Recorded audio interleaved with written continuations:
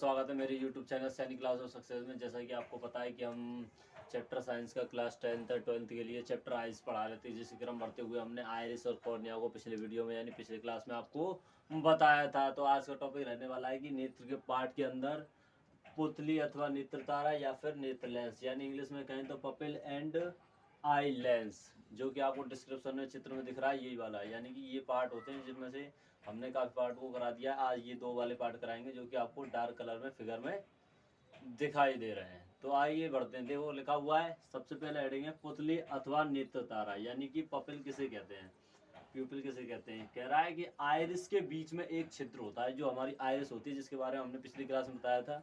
उसके बीच में क्या होता है, एक होल होता है, एक छिद्र होता है, जिसे पुतली अथवा नेत्र तारा कहते हैं।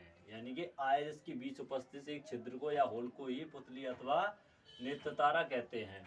इसका कार्य क्या होता है, देखो कॉर्निया से आया प्रकाश, सबसे पहले प्रकाश किस में आता है, कॉर्निया में, पुतली से होकर ही नेत्र लेंस पर पड़ता है। यानी कॉर्निया से आने के बाद पुतली से होकर निकल कर ही किस पर पड़ता है, लेंस पर पड़ता है।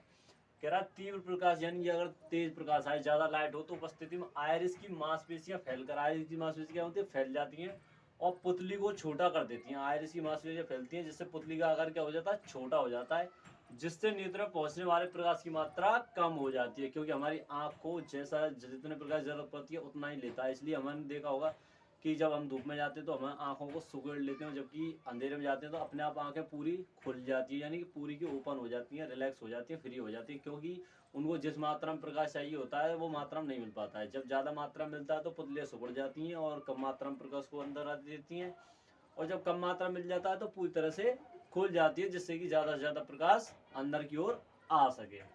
अब सीबीएसई बोर्ड वाले देख लिए पपिल किसे कहते हैं। देखो पपिल की क्या हेडिंग रहने वाली है, what is the meaning and what is the definition of pupil.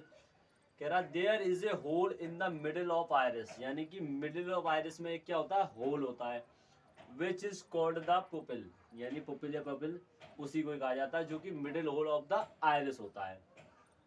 The light coming from the cornea, जब लाइट कॉर्निया से होकर आती है, पास थ्रू द पपिल, यानी पपिल से पास होती है, and falls on the eye lens, और क्या होती है, लेंस पर गिरती है, in the present of bright light, और जब ज्यादा तेज प्रकाश होता है, ब्राइट लाइट होती है, the muscles of the iris, जो मसल्स होती हैं आइरिस की, dilate and make the pupil smaller, तो वो क्या करती है, पपिल को क्या करती है, छोटा सा कर देती है, causing the amount of light reaching the I decrease, तो क्या है, जो प्रकाश पहुंचने वाला होता है उसकी प्रकाश की पहुंचने की मात्रा को कम कर देती है। जो पुतली होती है जो सिकड़ कर आयरिस की मांसपेशियों से फैल जाती है, जो कि पुतली को सिकोड़ देती हैं, और उसके बाद क्या है, जितनी मात्रा में प्रकाश चाहिए उतनी मात्रा में प्रकाश पहुंच पाता है। ठीक है ना।